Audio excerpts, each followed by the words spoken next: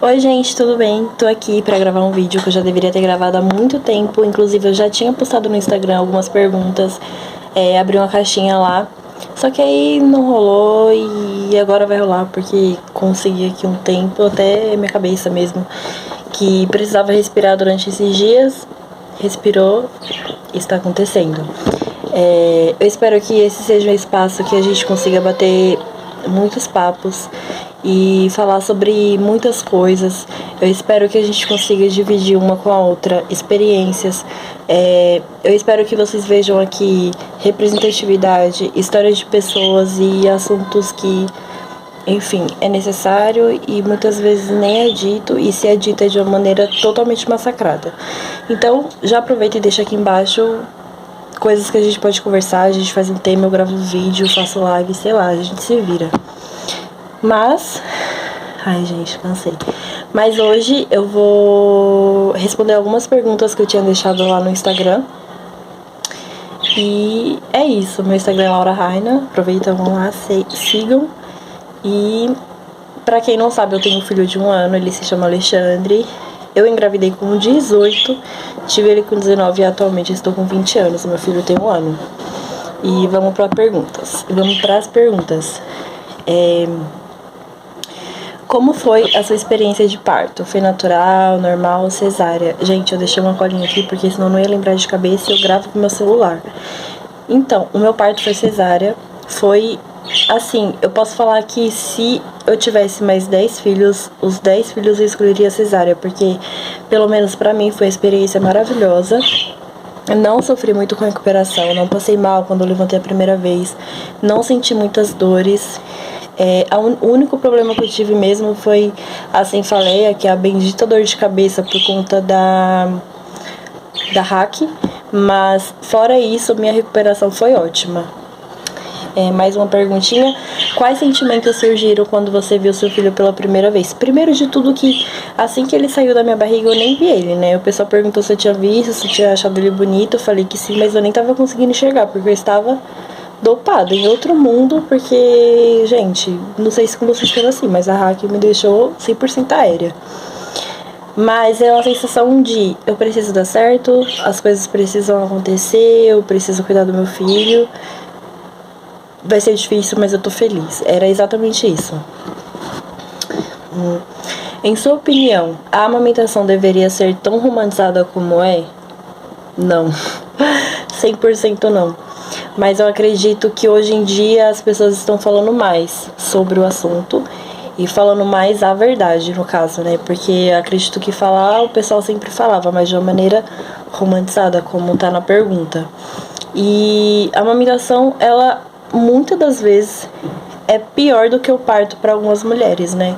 Tanto no físico como principalmente no psicológico, na verdade. Nem todo mundo consegue, nem todo mundo tem rede de apoio, nem todo mundo tem sanidade psicológica para ir ali enfrentar, porque não é fácil.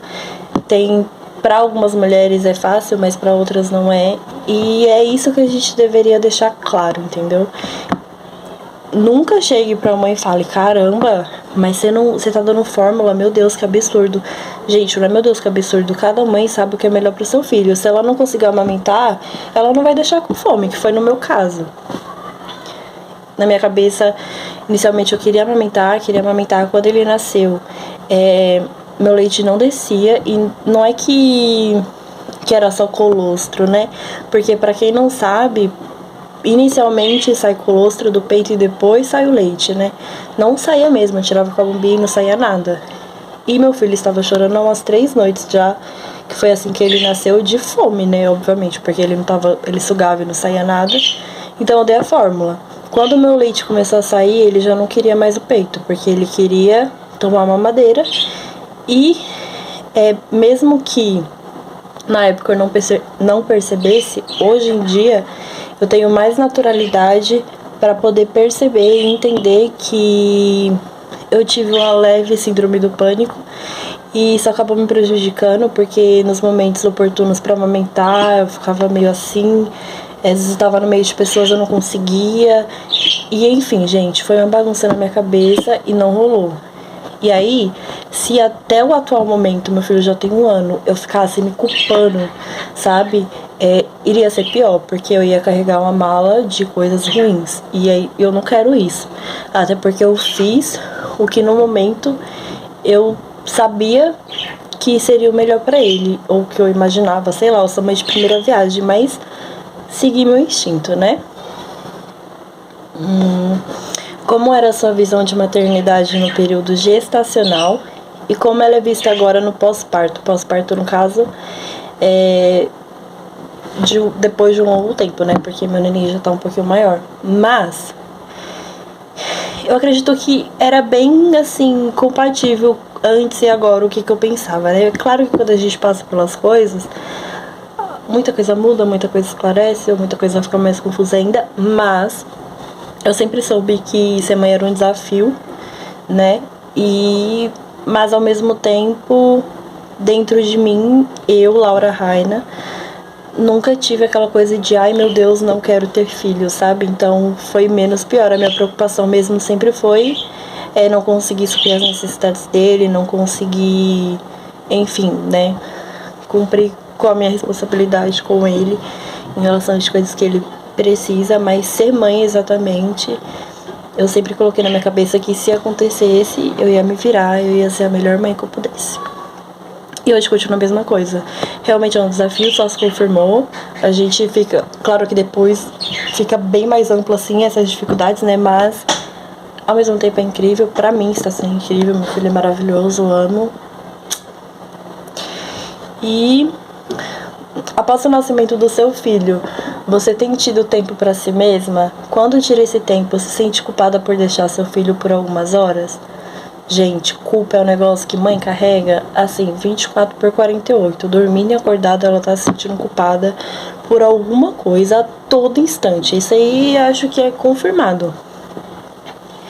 E em relação a tirar tempo pra si mesma, assim, né?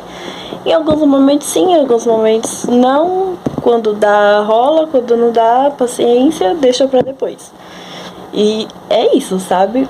Em relação a se sentir culpada, sim, me sinto. Às vezes, na verdade, ele nasceu na pandemia, então eu não saí muitas vezes, assim, deixei ele. Normalmente eu saio, sei lá, em entrevistas de emprego, coisas assim. Só deixei ele uma vez com a minha mãe pra ir no aniversário de um amigo nosso.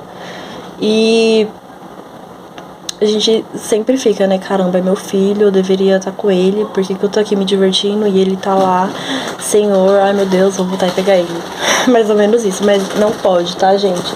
A gente não pode se sentir culpada por isso. E eu tinha até lido um texto aqui, que é de um blog chamado Mães Consciências, né? E eu separei um trechinho aqui pra poder ler pra vocês, porque eu acho que se encaixa perfeitamente nisso. Que é assim: se você sente que não está conseguindo fazer a maternidade aquilo tudo que sonhava, saiba que não está sozinha. Somos muitas as mães que gostaríamos de conseguir fazer tudo de forma perfeita com os nossos filhos, mas que enfrentamos uma vida nada perfeita. E temos que rebolar para fazer acontecer da melhor forma possível, o que muitas vezes pode estar mais próximo da escolha, pelo menos pior, do que para o melhor. E o recomendado por especialistas ser mãe não tem manual, nem receita pronta, nem fórmula mágica. E assim como podemos banalizar as evidências científicas, não podemos banalizar a realidade por trás de cada mulher, cada mãe, cada família e cada filho. Cada uma de nós vive suas próprias batalhas diariamente. E é isso, né, gente? Ponto. Não tem mais nem o que falar sobre isso. Qual ajuste tem sido mais difícil desde a chegada do bebê? Gente, com certeza é você não poder voltar 100% na rotina que você tinha. Por exemplo, já deixei passar a oportunidade de emprego, ou não consigo um emprego porque eu tenho ele, porque eu não consegui alguém para deixar ele, ou porque eu vou na entrevista e ninguém quer contratar uma pessoa que tem um bebê, e aí isso aí é muito complicado, real, porque não tá no seu alcance mudar, entendeu? Depende de uma ampla... muita coisa, gente, se você dá... Nossa, muita coisa. Então é difícil, né? Porque... complicado. Em algum momento você acreditou não ser capaz de lidar com a maternidade? Sim, com certeza. Se eu falar que não, eu vou ser hipócrita, né? Mas eu sempre estive consciente que eu ia tentar o máximo que eu conseguir e dar o meu melhor. Então acho que isso consola, né? Porque medo é normal, a gente tem mesmo. O intervalo entre o parto e o retorno do corpo ao normal pode ser frustrante. Sim, gente. O que acha disso e como foi a sua experiência? Então, no primeiro mês de gravidez eu enjoei muito, então eu perdi 7 quilos. E durante a minha gravidez eu engordei 7 quilos. Então, no final da minha gravidez eu tava com o mesmo peso que eu estava antes de engravidar. Então, quando eu tive o Alexandre, o meu corpo, meu peso voltou rápido. Mas eu fiquei com muita flacidez na barriga e muita estria, gente. Tipo, muita mesmo. E não foi porque eu não passei óleo, não foi. Passei tudo, fiz todos os cuidados, mas a minha genética de ter estria sempre tive. E com a gravidez, foi, entendeu? E é isso. É complicado, mas são marcas de um marco histórico na nossa vida, né? Que é a maternidade. O período do pós-parto é o momento que ocorrem modificações físicas e psicológicas. Não falei isso. A rede de apoio essencial, você teve? E qual foi o impacto emocional gerado pela presença ou falta deles nessa fase? Gente, eu tive rede de apoio, se eu falar que não, vou estar sendo totalmente mentirosa, porque os meus pais sempre me ajudaram. Na real, toda a minha família, a família do Guilherme, alguns amigos próximos, né? Claro que a partir do momento que a sua vida muda nesse sentido familiar, que você tem um filho, muitas pessoas vão embora, muitas pessoas não entendem, muitas pessoas nunca mais vão te mandar uma mensagem, nunca mais vão te chamar pra nada. E ok, graças a Deus que vá mesmo e fique apenas só quem me interessa, quem faz bem, quem soma. E de resto, não precisa. E ponto, né? Seu relacionamento com a sua mãe é um modelo para maternagem? Com certeza, gente. A minha mãe, ela é maravilhosa, perfeita. E eu espero ser pelo menos 50% do que a minha mãe é pra mim, para o meu filho, sabe? A minha mãe realmente, ela não desiste nunca das filhas dela. Ela tem 3. É eu, a minha irmã Luna e a Alice. Luna tem 15, a minha irmã tem 2. E com certeza eu quero ser da mesma forma. Você considera o processo de amor materno uma experiência única ou coletiva? Ou seja, todas as mães sentem? Gente, eu não vou falar todas, porque todas todas é todo mundo, entendeu? E todo mundo não é igual. E tem algumas mães que o grande sonho da vida era ser mãe e o nascimento foi a grande coisa da vida.